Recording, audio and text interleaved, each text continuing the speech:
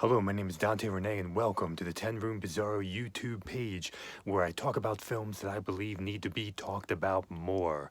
Like tonight's film, this is 1984's Alphabet City. Now, this is the slipcover here of this particular edition from Fun City, which is a partnership of the Vinegar Syndrome. It seems to be a new kind of subline from them. Here's the, I guess, original poster art here for Alphabet City. Okay, Alphabet City, 1984. It says on the front, at 19, they gave him the streets. Tonight, they want it all back. And this stars Vincent Spano, who looked very familiar to me, the lead guy in the film. And we also have a girl from Let's Scare Jessica to Death. And we also have Jamie Gertz, who I always was obsessed with, who played Star in The Lost Boys, but she's even younger here. And this, first off, I have to tell you this. I wasn't even aware that the phrase Alphabet City and what it even meant. I didn't even know. I had no idea what the hell that even meant. I did find it interesting that the sub-label's name is Fun City, and then they're releasing a film called Alphabet City, but I didn't know that that was really a phrase about New York City and about particular streets in New York City. I had no idea. As soon as I popped this Blu-ray in, and a song was playing, the music just completely destroyed me. It reminded me of everything that I loved, about that 80s New York Madonna type vibe. And as a matter of fact, the person who was responsible for the music for this film was a producer of Madonna, I think specifically on her Like a Virgin album, and he might have done a little bit more maybe with maybe something on True Blue, but definitely he produced some songs, if not all, on Like a Virgin. Sadly, when you look at the closing credits for this film, it says soundtrack available, right? So immediately I went on eBay. I was left scouring the internet. I was looking around for the soundtrack. It's nowhere to be found. And the legend has it, it was never released. Something happened. I don't know if it was with copyright, something with the producer, with the music composer. I have no idea. But the music in this film is that amazing early 80s New York, what was happening in the clubs, what early Madonna represented. If you listen to her first album, what she was representing, what she was doing in the clubs, it's that feeling. And there's emotion, and there's energy, and there's late night vibes, and there's magic.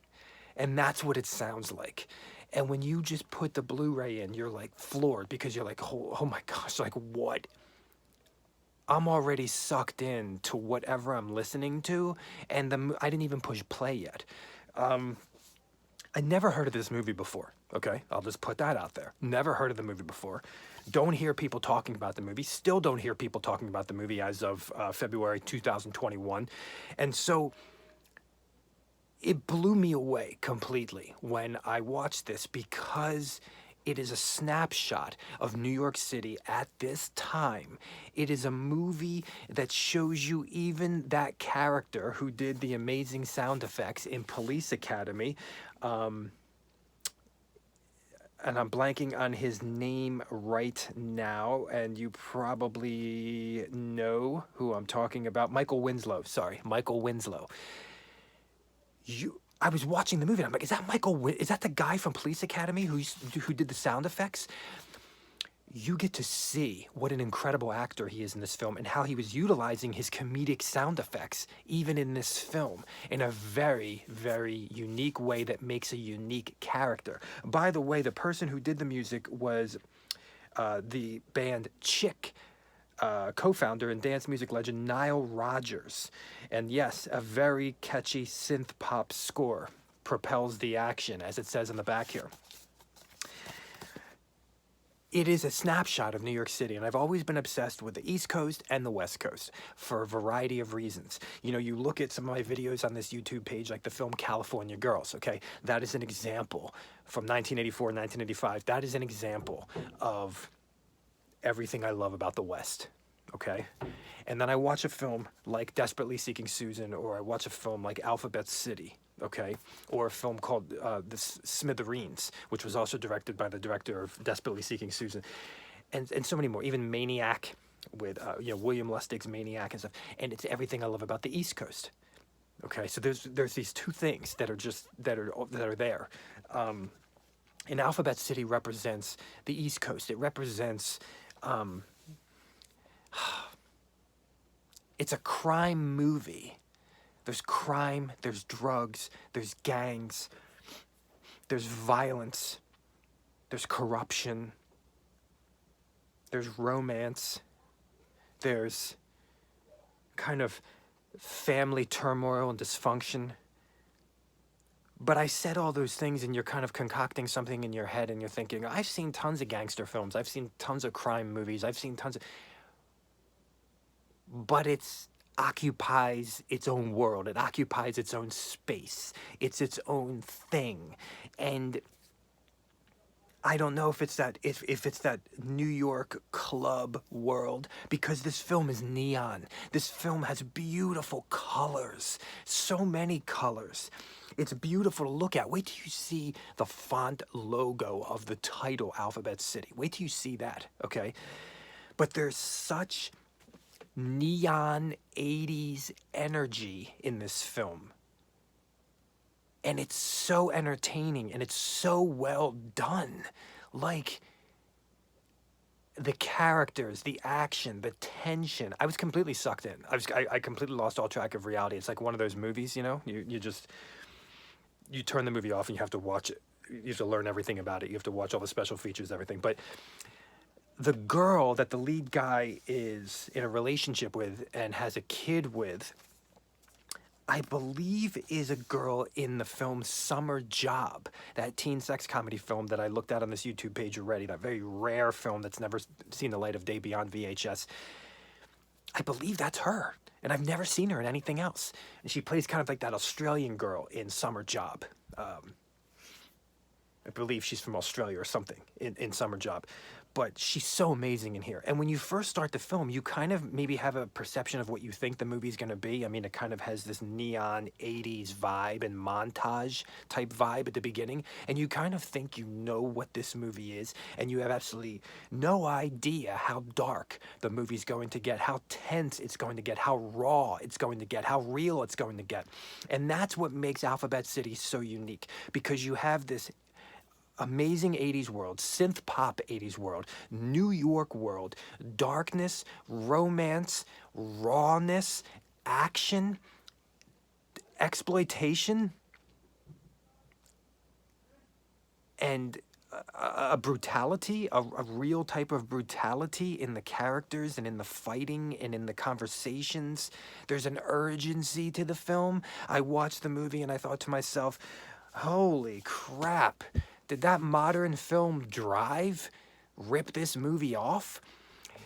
And it's not because they're the same film, not by any means, but there's an atmosphere of Alphabet City that feels like that Hollywood movie Drive was kind of playing into. Like, I feel like people will watch that Hollywood movie Drive and think that movie encompasses that world. That's the only place that world's ever been, when really Alphabet City has that world first. Alphabet City has that world and more. It's really a unique, magical beast, Alphabet City. You know, I looked at a movie on this YouTube page called The Night Before with Keanu Reeves and Lori Loughlin, right? Now, that occupies a very bad area on the West Coast in L.A. I mean, you could almost think it's East Coast, but it's L.A. And, you know, there's comedy in that film, you know? But I still am obsessed with that kind of inner city workings, prostitution, drugs, gangs. There's really not comedy in Alphabet City. There's There might be some dark comedy, but it's really raw. It's real. Jamie Gertz's character, she's really young. I always thought she was so hot, and in this, she's amazing. Man, there's something hypocritical and urgent, which is what humanity is all about. I mean, we're all about kind of hypocrisy and urgency and survival and desires and magic at the same time, and also darkness. And Alphabet City is that. So, this is 1984's Alphabet City. This is now one of my favorite movies that I've seen in a while. Okay, I love this movie. This car is in the movie, and this car is a character in the movie. The lead actor is incredible, and you are really feeling something. There's a quote on the back of this from Daily Grindhouse. Like a more violent and moody After Hours, Alphabet City is one of the great One Wild Night in New York movies. And that leads me to that idea. What is it? It's, I'm just looking here, sorry, turning my head, and I'm looking at my collection here because it's so organized. There you go. Yeah, After Hours by Scorsese, I believe. That is that. I love those one night movies, and I think of Night Shift with Michael Keaton. There's these one night, and Alphabet City is that one night movie. You know, I love one night horror films like Texas Chainsaw Massacre or Rob Zombie's House of a Thousand Corpses. One night. And that's what you're getting here. And there is a dangerously drug-concocted, dangerous mix that you're consuming when you watch Alphabet City. Because it's the best 80s synth pop you've ever heard. In darkness and brutality. It's beautiful. Thanks for watching.